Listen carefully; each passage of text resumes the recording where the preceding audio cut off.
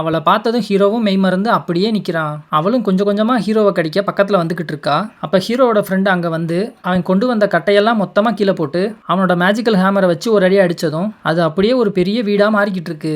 அப்புறம் அவன் திரும்பி பார்க்க ஹீரோயின் ஜாம்பி ஹீரோவை கடிக்க அவன் கிட்ட போயிட்டா. அவளை பார்த்துக்கிட்டே ஹீரோவும் எதுவுமே செய்யாம அப்படியே நிக்கிறான். அவளை பார்த்ததும் ஹீரோவும் லவ்ல விழுந்துட்டான் போல. இதை பார்த்த ஹீரோ ஃப்ரெண்டு ஒரு ஐடியா பண்றான். அவன் கையில வச்சிருந்த பிளாஸ்டிக் பாட்டில ஒரு கிளிப் மாதிரி மாத்தி அதை கொண்டு போய் ஹீரோயின் ஜாம்பியோட வாயில மாட்டி விடுறான். அவளும் ஹீரோவை கடிக்க ஹீரோவுக்கும் எதுவுமே ஆகல. ஹீரோவும் அவளோட கழுத்துல இருக்க காயத்தை பார்த்து ரொம்ப ஃபீல் பண்றான்.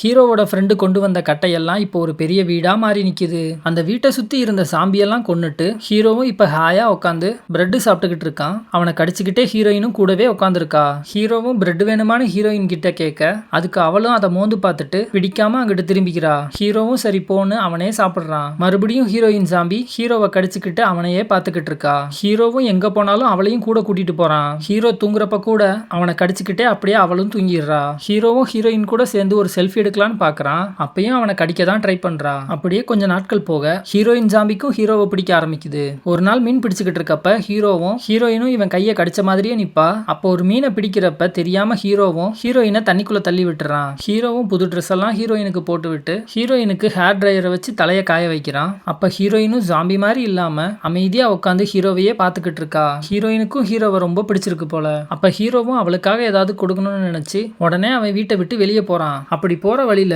ஒரு ஜாம்பியோட கழுத்துல ஒரு அழகான டாலர் செயின் இருக்கிறத பாக்குறான். அதை ஹீரோயினுக்காக கொடுக்கலான்னு அதை எடுக்கிறான். அப்ப திடீர்னு யாரோ கத்துற சவுண்டு கேக்குது. இவனும் வேகமா ஓடி போய் பாக்குறான். அங்க ஜாம்பிகளோட தலைவன் ஹீரோயினையும் அவன் ஃப்ரெண்டையும் பிடிச்சிருது.